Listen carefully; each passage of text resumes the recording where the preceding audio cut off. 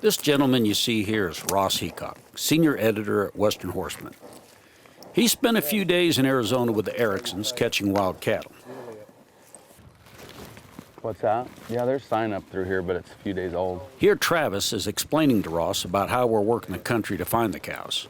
Like what we're doing right here is we're cutting signs through this basin, and like we're just, we work the south end of it so that we have it covered to make sure they haven't gone south. I'm gonna say they probably went north. Ross, this is where it gets interesting, boys. This is where it gets interesting. They finally jumped a bunch about midday, and the chase was on. The country's very rocky, and it seems you spend a lot of time either going uphill or going downhill. Wheeler went off here a lot faster than we did. He's got a lot of slide marks.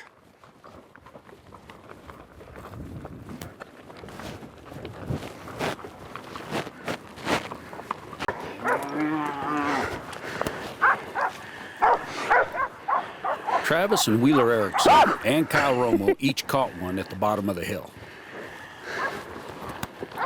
They're now waiting for the rest of the cowboys to catch up and give them a hand.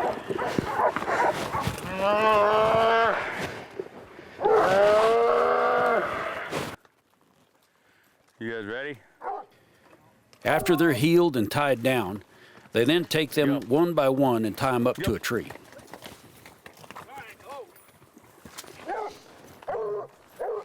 Hold him, boys. Now, if this bull had horns, they would just put a rope around the horns and tie him up to a tree.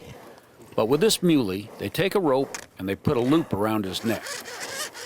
Then tie a half hitch around the hondu so it won't tighten down and choke him.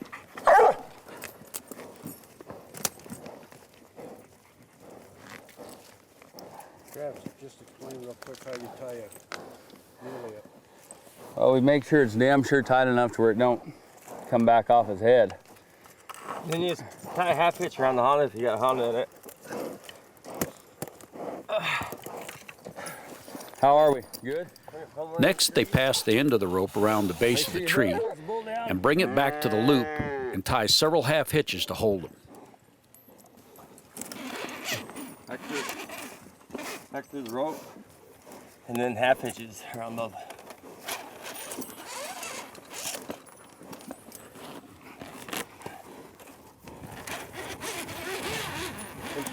You gonna get hung up on anything? You know what? Get a big rock. Once tied to the tree, they untie his feet and get him up. With that done, they get away to let the tree do its magic. Fast enough? All right, let's get away from him.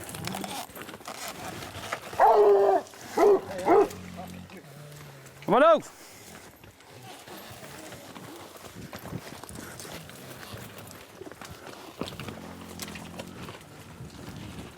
Now, when it's time to lead them out, sometimes they can get, well, just a little cranky at first. And right now we have Kyle, just shortening up to him before he takes off, so you don't get behind him or under him or. Travis says the secret to leading wild cattle is to go when they go and stop when they stop.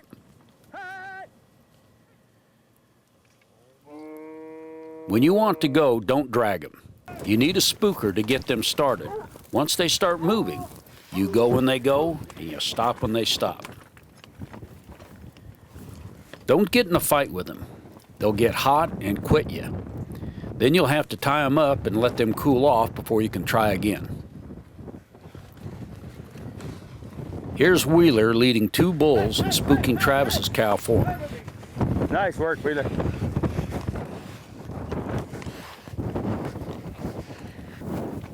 Kyle Romo's also leading two head down this steep hill.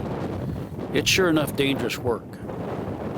Going down a steep hill, you can sure have a wreck if you let them get out in front of you. Here one of Kyle's bulls stops and he has to wait either for someone to spook him or for the bull to start by himself. Kyle waits, and the bull starts on his own.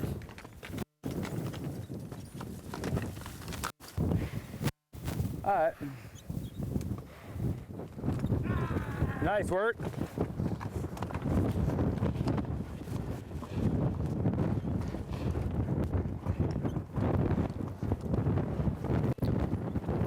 You know, it's pretty impressive to watch cattle being handled like this.